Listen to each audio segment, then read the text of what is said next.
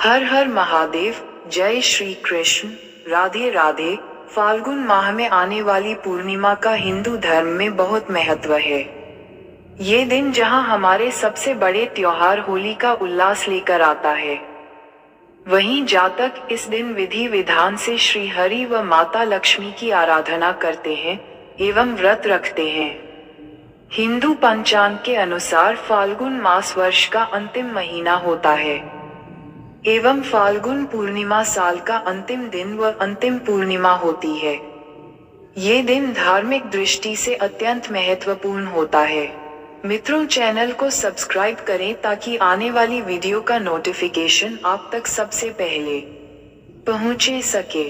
दिन होलिका दहन किया जाता है। साथ ही इसी पूर्णिमा तिथि पर लक्ष्मी जयंती का पर्व भी मनाया जाता है। अधिकांश लोग इस दिन व्रत रखते हैं और श्री सत्यनारायण भगवान की कथा भी सुनते हैं। ऐसा करने से भगवान लक्ष्मी नारायण की कृपा परिवार पर बनी रहती है। फाल्गुन पूर्णिमा के दिन किया गया व्रत, उपवास, पूजा पाठ और स्नान दान मनुष्य को जन्म जन्मांतर के पापों से मुक्ति दिलाने वाला होता है। यदि आप किसी कारणवश व्रत न भी कर पाएं तो भी अन्न दान अवश्य करें। फाल्गुन पूर्णिमा पर किया गया छोटा दान भी मनुष्य को अक्षय पुण्य प्रदान करता है। ऐसी मान्यता है कि फाल्गुन पूर्णिमा पर श्री विष्णु एवं माता लक्ष्मी की आराधना करने वाले भक्तों पर भगवान विष्णु लक्ष्मी जी की विशेष कृपा होती है। उन्हें जीवन पर्यंत सुख, सौभाग्य, धन, संतान का सुख प्राप्त होता है तथा मरणोपरांत बैकुंठ धाम गमन होता है। हर साल बुराई पर अच्छाई की जीत की याद के रूप में फाल्गुन पूर्णिमा तिथि पर होलिका दहन किया जाता है एवं होली का ये पावन पर्व मनाया जाता है। फाल्गुन पूर्णिमा पर विष्णु एवं लक्ष्मी जी की पूजा, व्रत आदि करने का जितना महत्व है, उतना ही महत्व इस दिन फाल्गुन पूर्णिमा की पौराणिक कथा का पाठ करने का है। मान्यता है कि ये कथा सुनने से यश, कीर्ति, धन, धान्य और संतान सुख प्राप्त होता है तथा मरणोपरांत वैकुंठ धाम की प्राप्ति होती है। तो आइए मित्रों, इस पुण्य कथा का सच्चे भाव से श्रवण करते हैं। मित्रों, आज मैं आपको फाल्गुन पूर्णिमा की पौराणिक कथा सुना रही हूँ। श्री हरि जय श्री राम। भक्त प्रहलाद को उनके पिता हिरण्यकशिपु ने राम नाम छुड़वाने के लिए अनेकों कष्ट दिए, परंतु अपना उद्देश्य नहीं बदला। भक्त प्रहलाद दृढ़ रहा तो परमात्मा ने पल पल रक्षा की। विष्णु पुराण में भक्त प्रहलाद की कथा का उल्लेख है। प्रहलाद भगवान विष्णु के अनन्य भक्तों में से एक थे। आइए विस्तार से जानते हैं भक्त प्रहलाद की कहानी, जो अत्यंत रोचक और बच्चों के लिए प्रेरणादायक है। सनका ऋषियों के शाप के कारण भगवान विष्णु के पार्षद जय एवं विजय को दैत्योनि में जन्म लेना पड़ा था। महर्षि कश्यप की पत्नी दक्षपुत्री दिति के गर्भ से दो महान पराक्रमी बालकों का जन्म हुआ। इनमें से बड़े का नाम हिरण्यकशिपु और छोटे का नाम हिरण्याक्ष था। दोनों भाइयों में बड़ी प्रीति थी। दोनों ही महाबलशाली, अमित पराक्रमी और आत्मबल संपन्न थे। दोनों भाइयों ने युद्ध में देवताओं को पराजित करके स्वर्ग पर अधिकार कर लिया। एक समय जब हिरण्याक्ष ने पृथ्वी को रसातल में ले जाकर छिपा दिया, तब भगवान विष्णु ने वराह अवतार लेकर पृथ्वी की रक्षा के लिए हिरण्याक्ष का वध किया। अपने प्रिय भाई हिरण्याक्ष के वध से दुखी होकर हिरण्यकशिपु ने दैत्यों को प्रजा पर अत्याचार करने की आज्ञा देकर स्वयं महेंद्राचल पर्वत पर चला गया। वह भगवान विष्णु द्वारा अपने भाई की हत्या का बदला लेने के लिए ब्रह्मा जी की घोर तपस्या करने लगा। इधर दैत्यों के राज्य को राजा विहीन देखकर देवताओं ने उन पर आक्रमण कर दिया। दैत्यगण इस युद्ध में पराजित हुए और पाताल लोक को भाग गए। देवराज इंद्र ने हिरण्यकशिपु के महल में प्रवेश करके उसकी पत्नी कयाधु को बंदी बना लिया। उस समय कयाधु गर्भवती थी, इसलिए इंद्र उसे साथ लेकर अमरावती की ओर जाने लगे। रास्ते में उनकी देवर्षि नारद से भेंट हो गई। नारद जी ने पूछा, देवराज इसे कहाँ ले जा रहे हो? इंद्र ने कहा, देवर्षि इसके गर्भ में हिरण्यकशिपु का अंश है, उसे मारकर इसे छोड़ दूंगा। ये सुनकर नारद जी ने कहा, देवराज इसके गर्भ में बहुत बड़ा भगवत भक्त है, जिसे मारना तुम्हारी शक्ति के बाहर है, अतः इसे छोड़ दो। नारद जी के कथन का मान रखते हुए इंद्र ने कयाधु को छोड़ दिया और अमरावती चले गए। नारद जी कयाधु को अपने आश्रम पर ले आए और उससे बोले, बेटी तुम यहाँ आराम से रहो जब तक तुम्हारा पति अपनी तपस्या पूरी करके नहीं लौटता। कयाधु उस पवित्र आश्रम में नारद जी के सुंदर प्रवचनों का लाभ लेती हुई सुखपूर्वक रहने लगी, जिसका गर्भ में पल रहे शिशु पर भी गहरा प्रभाव पड़ा। समय होने पर कयाधु ने एक पुत्र को जन्म दिया, जिसका नाम प्रहलाद रखा गया। इधर हिरण्यकशिपु की तपस्या पूरी हुई और वह ब्रह्मा जी से मनचाहा वरदान लेकर वापस अपनी राजधानी चला आया। कुछ समय के बाद कयाधु भी प्रहलाद को लेकर नारद जी के आश्रम से राजमहल में आ गई। जब प्रहलाद कुछ बड़े हुए तब हिरण्यकशिपु ने उनके शिक्षा की व्यवस्था की। प्रहलाद गुरु के सानिध्य में शिक्षा ग्रहण करने लगे। प्रहलाद को अक्षर ज्ञान तथा भक्ति ज्ञान के लिए उनके पिता राजा हिरण्यकशिपु ने शहर से बाहर बनी पाठशाला में भेजा, जहां पर 2 पाधे, एक साना तथा दूसरा मूर्ख पढ़ाया करते थे, धर्म की शिक्षा दिया करते थे। हिरण्यकशिपु के आदेश से सबको हिरण्यकशिपु नाम जाप करने का मंत्र बताते थे। कहते थे कि राम विष्णु नाम नहीं जपना है या अन्य किसी भी देव का नाम नहीं जपना है, हिरण्यकशिपु ही परमात्मा है। प्रहलाद भी अपने पिता का नाम जाप करते थे। यदि कोई हिरण्यकशिपु के स्थान पर राम राम या अन्य नाम जो प्रभु के हैं जाप करता मिल जाता तो उसे मौत की सजा सबके सामने दी जाती थी। पाठशाला के रास्ते में एक कुम्हार ने मटके पकाने के लिए आवे में रखे थे, लकड़ी तथा उपलों से ढक रखा था। सुबह अग्नि लगानी थी। रात्रि में एक बिल्ली ने अपने बच्चे उसी आवे में एक मटके में रख दिए। प्रातः काल बिल्ली अन्य घर में भोजन के लिए चली गई। कुम्हार ने आवे को अग्नि लगा दी। आग प्रबल होकर जलने लगी।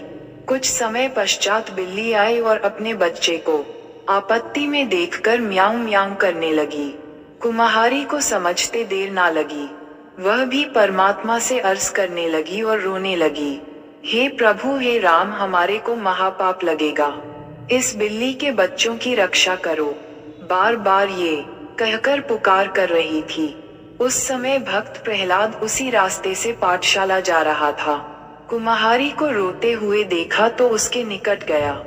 वह, हे राम, हे विष्णु भगवान, हे परमेश्वर, इन बिल्ली के बच्चों को बचाओ, हमारे को पाप लगेगा, कह रही थी। प्रहलाद ने उस माई से कहा कि हे माता, आप राम ना कहो, मेरे पिताजी का नाम लो, नहीं तो आपको मार डालेगा। कुम्हारी ने बताया कि इस आवे में बिल्ली के बच्चे रह गए हैं, हमारे को पता नहीं चला। भगवान से इन बच्चों की सुरक्षा के लिए प्रार्थना कर रही हूँ। इस भयंकर अग्नि से राजा हिरण्यकशिपु नहीं बचा सकते, परमात्मा ही बचा सकते हैं। प्रहलाद भक्त ने कहा, माई, जब आप घड़े निकालें तो मुझे बुलाना। ऐसी शीतल हवा चली कि अग्नि बुझ गई। कहते हैं कि 1 महीने में आवे में रखे घड़े पकते थे। उस समय 2 दिन में आवा पक गया। प्रहलाद भक्त को बुलाकर आवे से मटके निकाले गए। जिस घड़े में बिल्ली के बच्चे थे वह घड़ा कच्चा था। बिल्ली के बच्चे सुरक्षित थे, अन्य सब घड़े पके हुए थे।